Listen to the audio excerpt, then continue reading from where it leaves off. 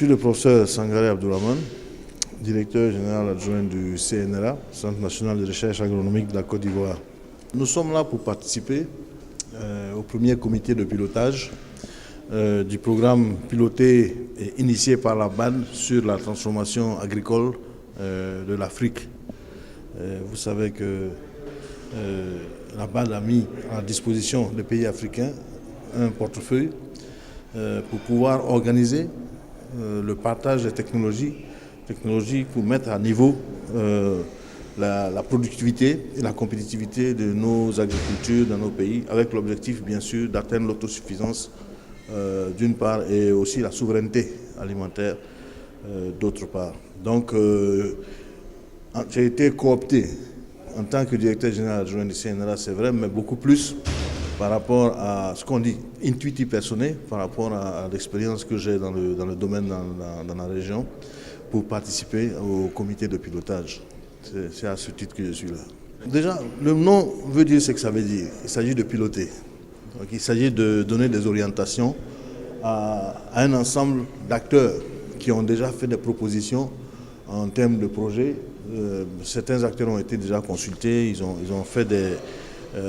ont proposé des projets qu'ils appellent des compacts, des projets qui fédèrent plusieurs institutions, plusieurs pays, etc. et qui, dans l'objectif donc de promouvoir certaines technologies à même d'impacter sur le niveau de la productivité en Afrique de manière globale. Voilà. Nous en particulier, bien sûr, il y a des technologies qui sont générées dans tous les pays et en particulier les technologies sur les cultures vivrières telles que le maïs, le riz, beaucoup de ces cultures-là, toutes les cultures vivrières auxquelles vous pouvez penser. La Côte d'Ivoire en particulier a un certain nombre de spécificités, de spécialités sur le plantain. Donc on a beaucoup de variétés de plantain qu'on peut proposer pour la mise à échelle, des variétés de manioc améliorées, etc. Donc et tous les pays en fait ont un certain nombre de technologies comme ça et de savoir-faire qu'ils peuvent mettre à la disposition des autres pays pour leur permettre d'améliorer leur niveau de productivité et de compétitivité.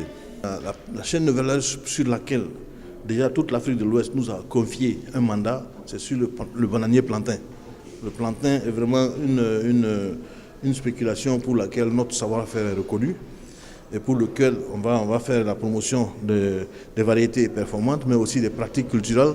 Aujourd'hui, par exemple, on est capable de proposer de faire du bananier contre-saison, c'est-à-dire au moment où la production pluviale est faible, donc faire la production contre-saison, qui permet donc de générer beaucoup d'argent, mais aussi toute la chaîne de valeur, depuis la transformation jusqu'au marché, c'est-à-dire on peut proposer un certain nombre de nouvelles filières à créer.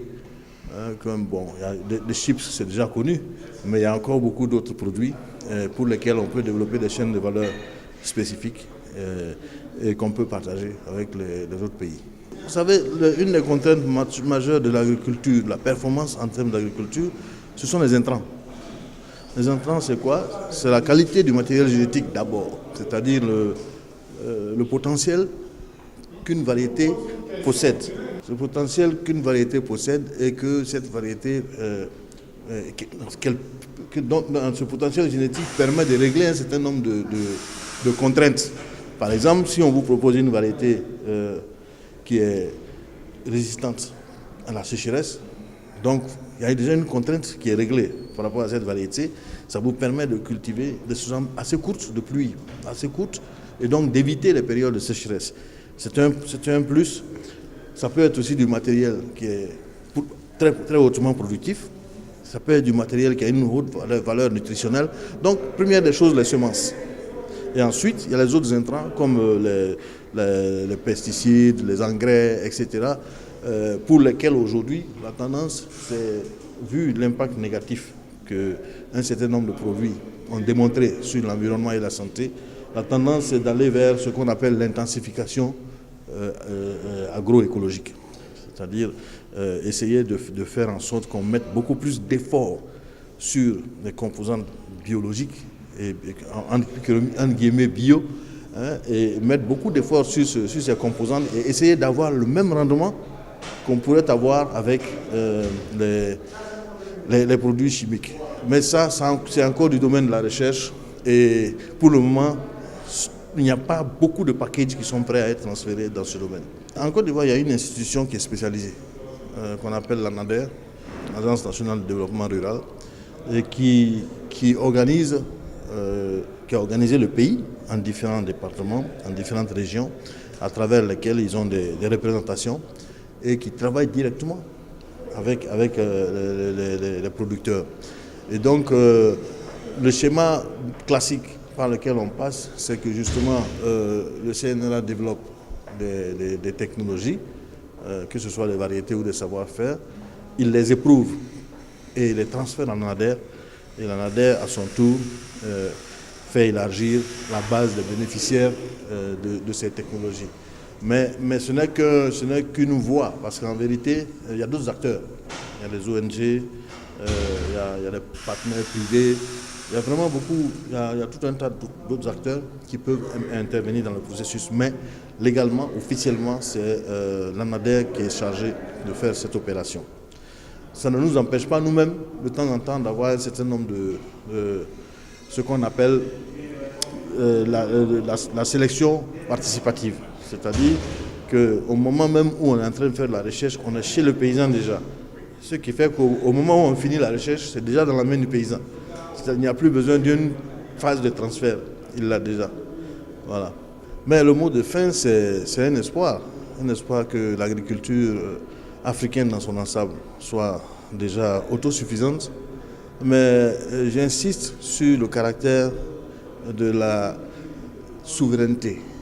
Parce qu'aujourd'hui, vous l'avez suivi dans les différents messages que le ministre du Bénin a donnés. En net, nous sommes importateurs d'aliments. Des cultures comme le riz et le maïs sont des cultures stratégiques qui sont produites ailleurs. S'il y a un problème en Asie aujourd'hui sur le riz, mais c'est nous qui avons faim, parce qu'on dépend d'eux. Donc il ne s'agit pas simplement d'assurer la sécurité, il faut qu'on aille vers la souveraineté alimentaire.